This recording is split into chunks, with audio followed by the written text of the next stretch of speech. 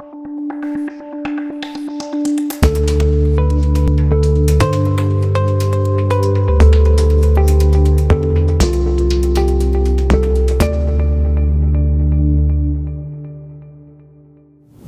I'm Alan Boone, Director for the Board of Directors for the AAST. Today, we have two guests with us. We have Laurie Fordyce and Brendan Duffy.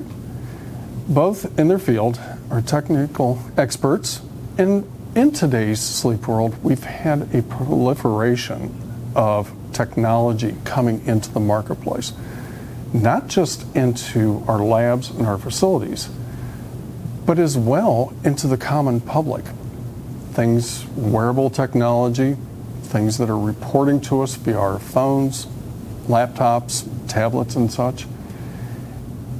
And oftentimes, we're asked, how are these things influencing our patients? How is it influencing the treatment of and continuum of care with this? Are these good? Are these bad?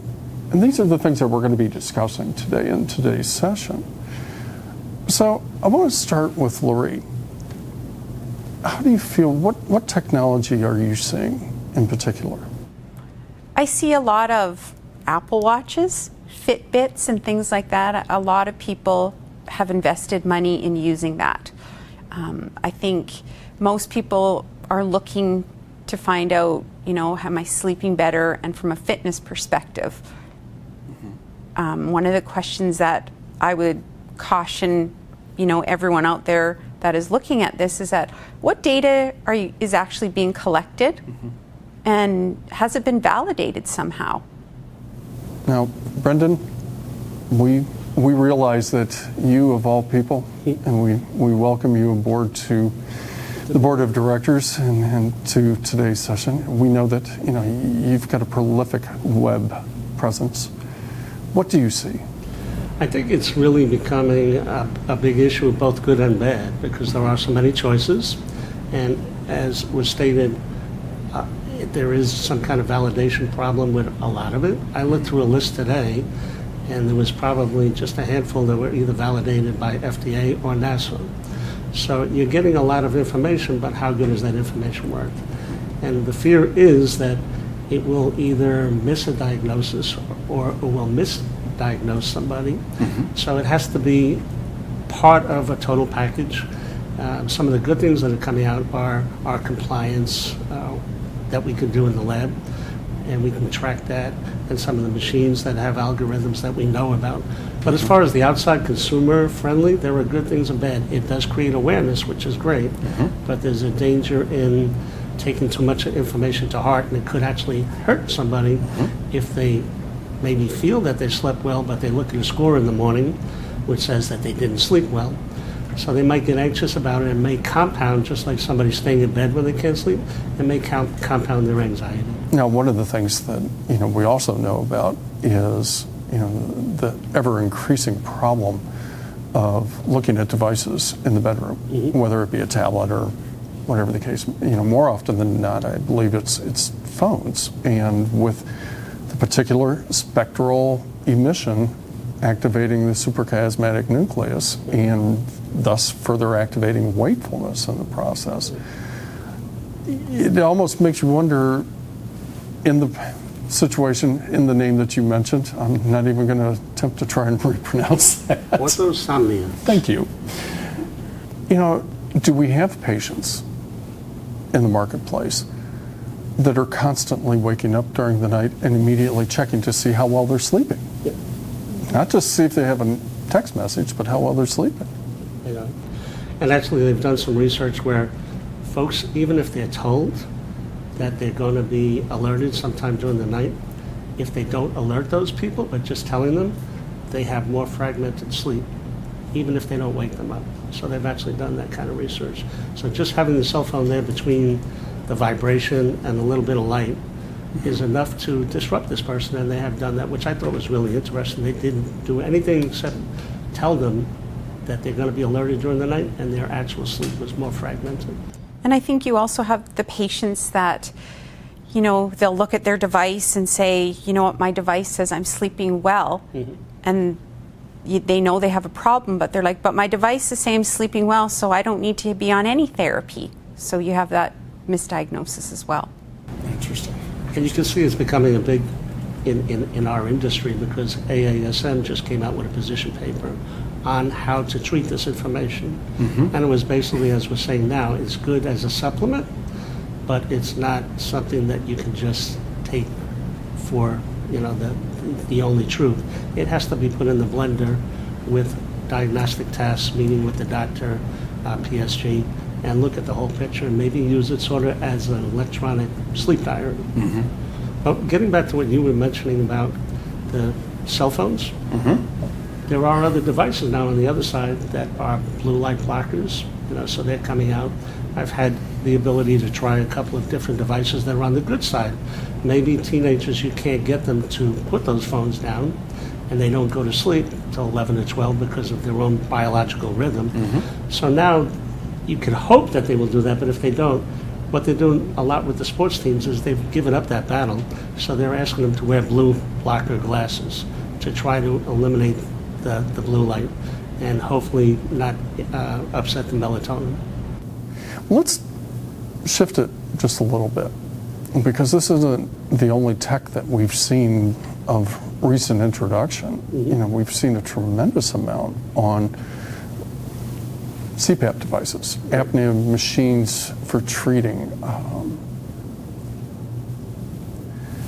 devices made for treating sleep apnea.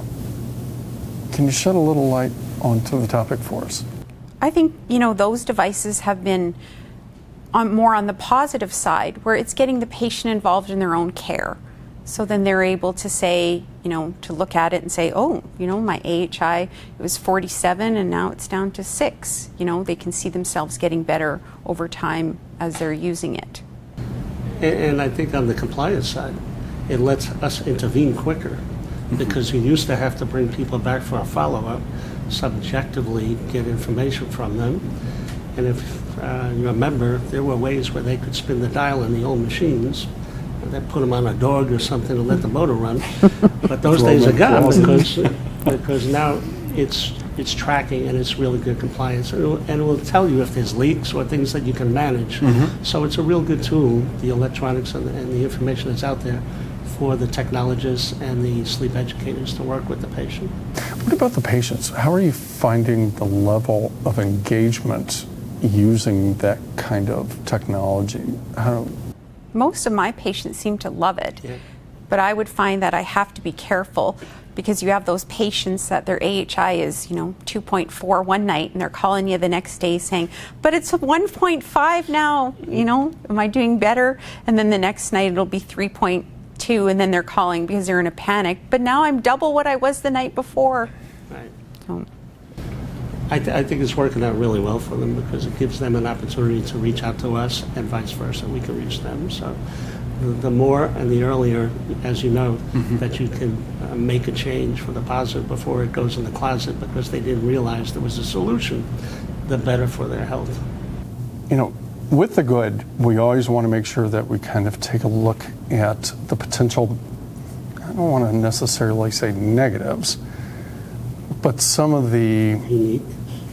uh-oh moments that have transpired in using sophisticated technology that, you know, be it the most sophisticated, low be it that the simplest of things will happen.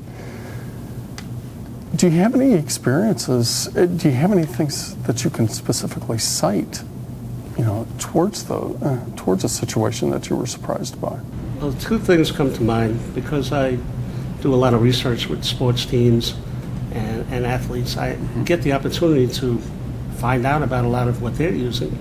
So I decided for a couple of nights to put on 5 different devices. Some of them were under the mattress, some of them were on the bedstand, some of them I was wearing. So they were all different types of measuring devices. So everything was going good for a couple of days, but then I woke up one day and I looked at one of them and it said I had left the bedroom twice, and it didn't match the data from the other ones.